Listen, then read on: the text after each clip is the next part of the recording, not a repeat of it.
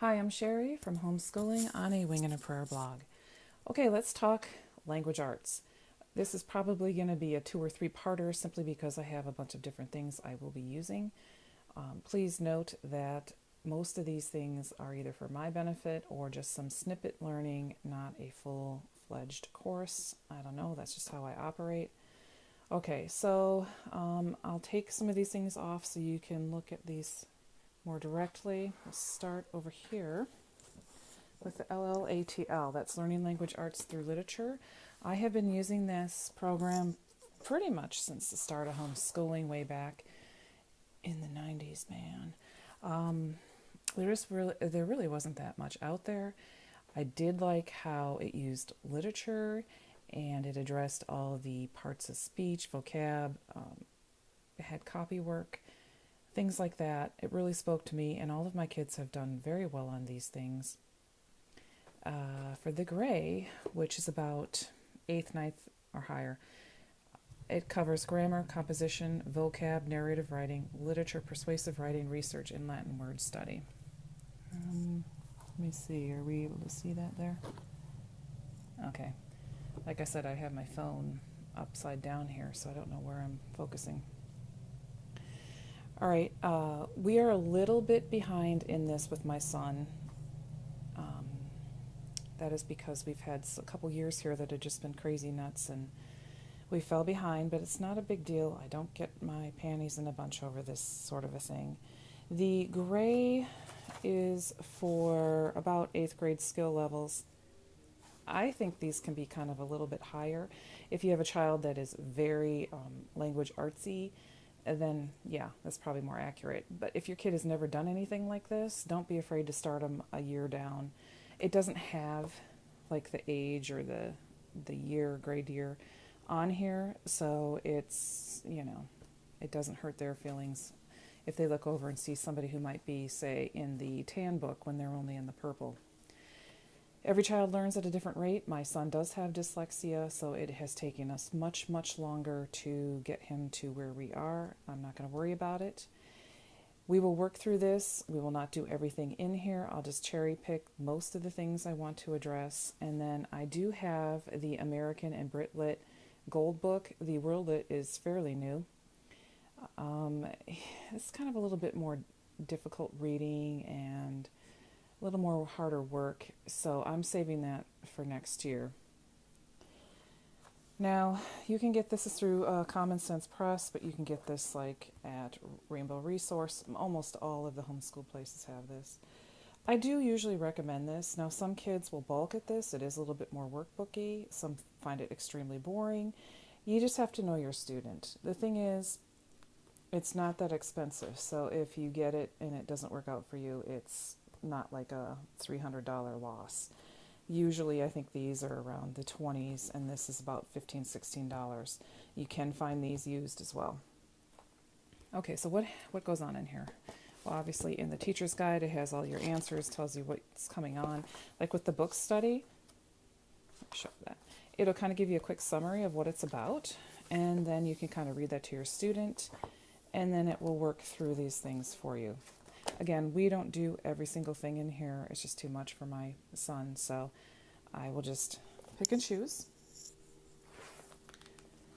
The student book, every kid will need one. A lot of people will slice off, have the like Office Depot or whatever, slice that edge off, and they'll either ring bind it so it lays flat when you open it, or they'll just take it and put it in a 3-ring binder. Because when you're writing, as you can see, it kind of humps over. Usually I'll just have my son take a book that's the same size and do this, and we call it good. I have also been known to pull out the different lesson sections and staple them together and then just hand them a packet. Whatever works for you. So as long as we're here, let's discuss this. Hang on as I look down to make sure it's in frame. There we go. All of them are the same. They will have a little snippet of okay, yes. I'm sitting here reading this, sorry.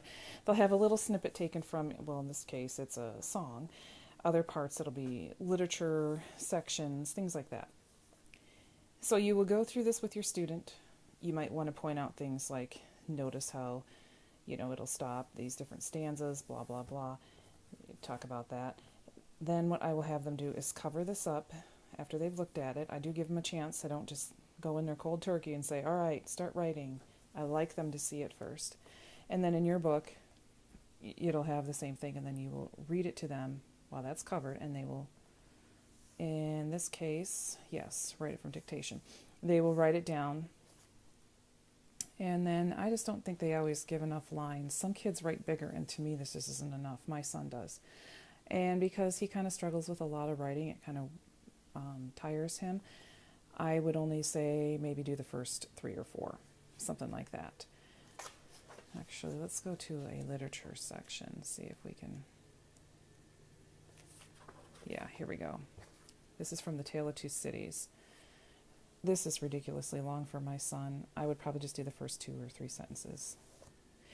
Then they go through and they check it and see, did they misspell something? Did they not capitalize? They're supposed to self-correct. Obviously, the younger kids, you can do that for them. And then there'll be a section where they can write down any words they misspelled. And then it will go on to vocabulary, grammar, any of these things. Sometimes it's overkill, or it's, once a kid has it, I don't expect them to keep doing it over and over. But, yeah, they work through it, and there you go. And then there's usually like some review in the end. Again, some of it may be a little too easy, but when you have a child who really struggles, sometimes repetitiveness really helps.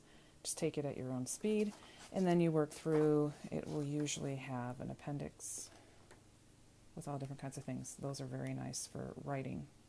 And here's your commonly misspelled word list.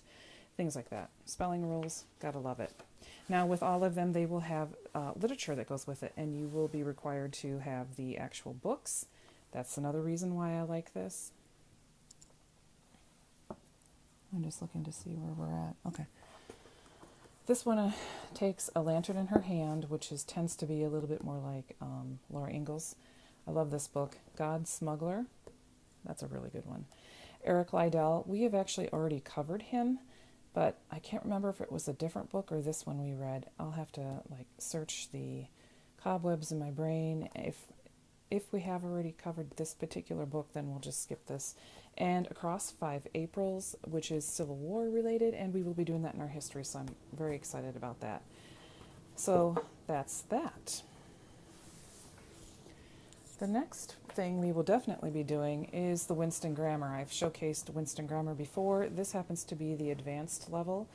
You can start this around 4th, 5th grade, the first level, and then work your way up. I tend to like to wait, and you may say, gee, you had grammar in that other thing. Well, we focus more on the grammar in this program. I really, really like how this works. You will have a worksheet, and then they will tell you which cards they need. I do not have them in front of me, but they have little cards, and they literally will lay out the cards for each word, and then they will mark it up as it is. And the advanced has larger cards, which will go along with this, and then it kind of breaks it down. What's your subject of the sentence and all this kind of stuff. All of my kids have done this. They've learned very well. This is a lot better than diagramming. It's actually just more of a logical way to me to do this, and that works for my kids as well. Let's see if I can find this in the teachers. See, they would mark, oh, this is an adjective, this is an adjective. The arrow tells what it's describing. There's your pronoun, your object of the preposition, and all this kind of things. And you only do the little bit, and it works its way slowly through it, so you're not compiled with all of it. They'll introduce the thing to the student and then go from there. So those are all the worksheets. I do not have it in front of me, but my teacher's manual for the lower level actually will give lessons on this. So if you've got to start with that one, but then you can pull it out and use it with this. Sometimes, especially over the summer break, they forget things, and so you can use that other teacher's manual to actually give a lesson if it's something that's not working, because this isn't really enough. Like I said, when they first start up, sometimes they need a review. So there you go for that. Now these things are just more like, well, this how to read a book, I'm going to go back through there. I found this when I was looking through my things.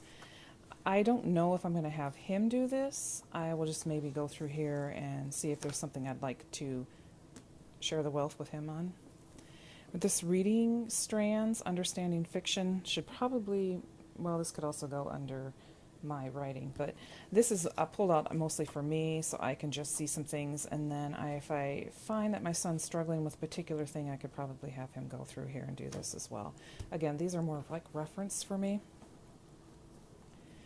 Now these two things back in the day I actually reviewed for my high school student. She didn't use all of them.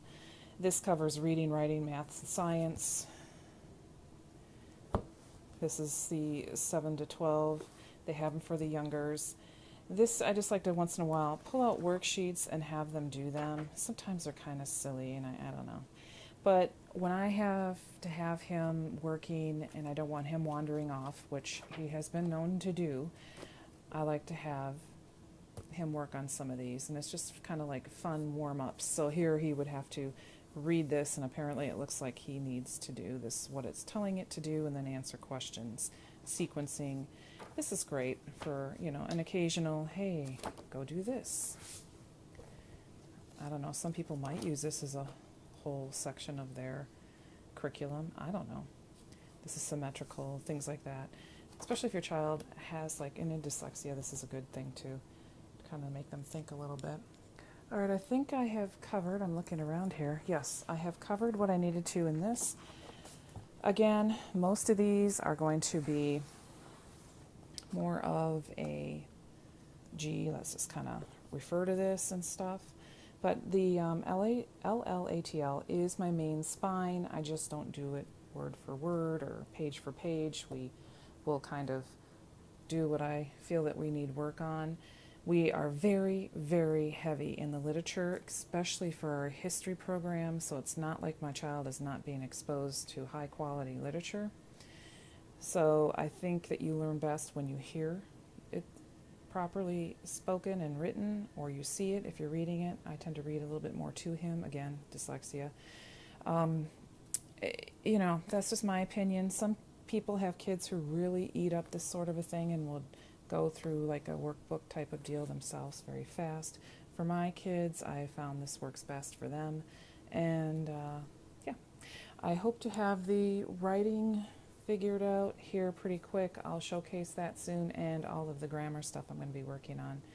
And again, as in high school, I do get a little bit more crazy with the grammar. Not ridiculous, just review, because it really does help with the writing. Okay, if you have any questions or comments, leave them down below. I will try and link a few of these things for you. Please keep in mind, I have purchased all of these, save for those critical thinking pages that I did a review on many moons ago. Yeah, so I hope this helps you all out. And again, until next time, folks, take care.